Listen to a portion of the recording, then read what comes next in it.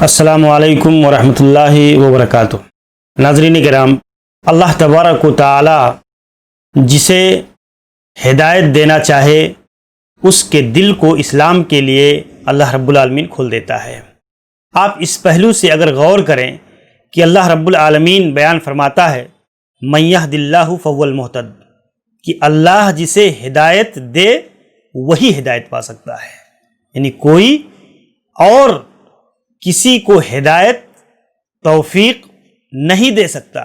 یہ اللہ تبارک و تعالی ہی کی منشا کے تابع ہے، اللہ کی مشیت کے تابع ہے۔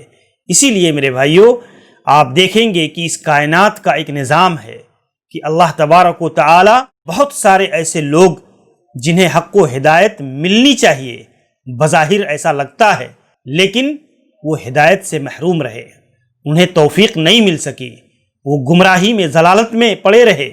اور اسی لیے آپ دیکھیں کہ اللہ تعالیٰ نے یہ ضابطہ بیان کر دیا کہ اللہ کے سوا کوئی اور ہدایت دینے والا نہیں ہے۔ اسی لیے ہدایت کی توفیق بھی کسی بشر سے، کسی مخلوق سے طلب کرنے کے بجائے اللہ رب العالمین سے مانگنی چاہیے، اللہ سے طلب کرنی چاہیے کہ اللہ تبارک و تعالی ہمیں حق و ہدایت کی تلقین فرمائے، ہمیں صحیح راستہ دکھائے۔ اہدنا الصراط المستقیم، اے اللہ تو ہمیں صراط مستقیم کی رہبری فرما، ہمیں صراط مستقیم کی ہدایت فرما، سچے راستے، صحیح راستے، وہ راستہ جو تیری پسندیدگی کا راستہ ہے، تیری فرما برداری کا راستہ ہے، اس راستے کی تو ہمیں ہدایت فرما۔ تو میرے بھائیوں، یہ اللہ تعالیٰ نے ہمیں سکھایا بھی ہے، اور یہ بات ہمیں گہرائی کے ساتھ جاننا چاہیے، کیونکہ بہت سارے لوگ اس گمراہی کے اندر بھی مبتلا ہو جاتے ہیں کہ وہ حق کو ہدایت کسی دوسرے کی طرف بھی اس کی نسبت کرنے لگتے ہیں کہ اس سے ہمیں ہدایت مل سکتی ہے۔ ہدایت کا ذریعہ کتاب و سنت ہے، ہدایت کے اسباب اللہ تعالیٰ نے بہت ساری دنیا کے اندر پیدا کیے ہیں، لیکن اصل ہدایت اور توفیق اللہ کی طرف سے ہی ملتی ہے۔ آپ دیکھیں نبی کریم جناب محمد الرسول اللہ صلی اللہ علیہ وسلم کو اپنے چچا ابو طالب سے بڑی محبت تھی۔ چچا ابو طالب اسلام کی دفاع میں جو ہے پوری زندگی انہوں نے صرف کر دیا۔ اللہ کے نبی صلی اللہ علیہ وسلم کے شانہ بشانہ ہر مشکل موڑ پر کھڑے رہے، آپ کا دفاع کرتے رہے، آپ کی دعوت کو حق جاننے اور سمجھنے کے باوجود بھی قوم کے عار کی بنیاد پر کسی اور سبب کی وجہ سے انہیں ہدایت نہیں مل سکی۔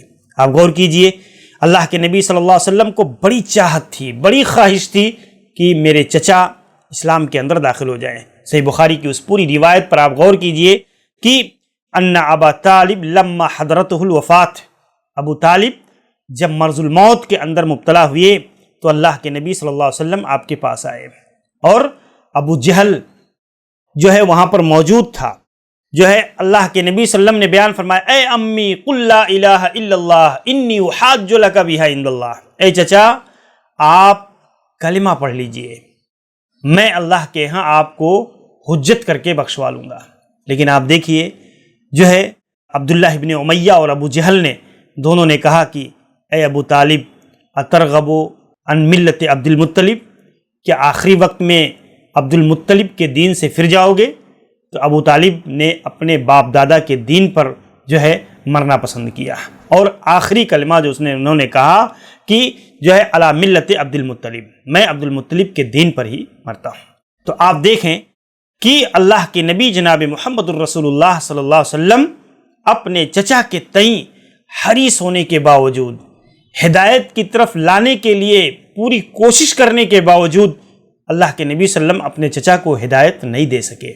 اسی لیے آپ دیکھیں قرآن کریم میں اللہ تعالیٰ نے بیان فرمایا، ضرب اللہ مثلا للذین کفروا امرأۃ نوح وامرأۃ لوط، اللہ تعالیٰ نے مثال بیان کی ہے حضرت نوح اور حضرت لوط کی بیویوں کے تعلق سے۔ اللہ تعالیٰ نے دوسری جگہ حضرت نوح علیہ السلام کے بیٹے کی مثال بیان کی ہے۔ آپ غور کیجئے، حضرت ابراہیم علیہ السلام کے والد کا ذکر اللہ نے کیا ہے۔ یہ ساری مثالیں ہیں جس میں ہمارے لیے عبرت کا سامان ہے کہ انسان جو ہے چاہنے کے باوجود بھی وہ ہدایت نہیں دے سکتا۔ حضرت نوح علیہ السلام اپنی بیوی اور اپنے بیٹے کو جہنم کی آگ سے نہیں بچا سکے۔ اللہ کے پیغام، اللہ کے دین کو پہنچاتے رہے لیکن انہیں ہدایت نہیں دے سکے۔ حضرت لوط علیہ السلام اپنی بیوی کے لیے ہدایت کا ذریعہ نہیں بن پائے، ہدایت نہیں دے سکے انہیں۔ حضرت ابراہیم علیہ السلام اپنے باپ سے معارضہ کرتے، مناقشہ کرتے اور کرنے کے باوجود بھی انہیں ہدایت پر نہیں لا سکے۔ تو میرے بھائیوں، یہ اللہ کا ایک نظام ہے، اللہ تعالیٰ کی طرف سے ایک سنت ہے اللہ کی۔ اللہ تبارک و تعالیٰ نے اس دنیا میں ایسی مثالیں رکھی ہیں کہ آپ اگر غور کریں اور دیکھیں تو اس کے اندر ہمارے لیے عبرت کا سامان موجود ہے۔ لیس علیک ھداھم، اے نبی ان کی ہدایت آپ پر نہیں ہے، ولکن اللہ یہدی من یشاء، اللہ جسے چاہتا ہے ہدایت دیتا ہے۔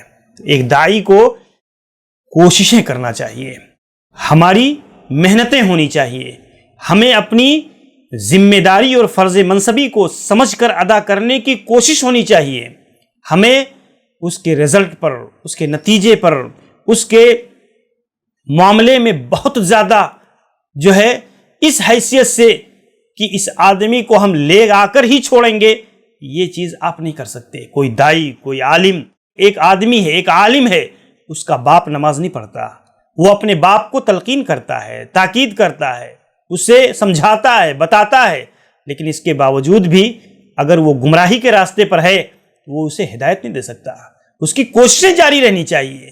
تو سنت کا طریقہ یہی ہے حق و ہدایت کی تلقین کے معاملے میں کہ ایک آدمی دلوں کو نہیں پھیر سکتا، دلوں کو نہیں بدل سکتا، اس کی کیفیات کو نہیں بدل سکتا۔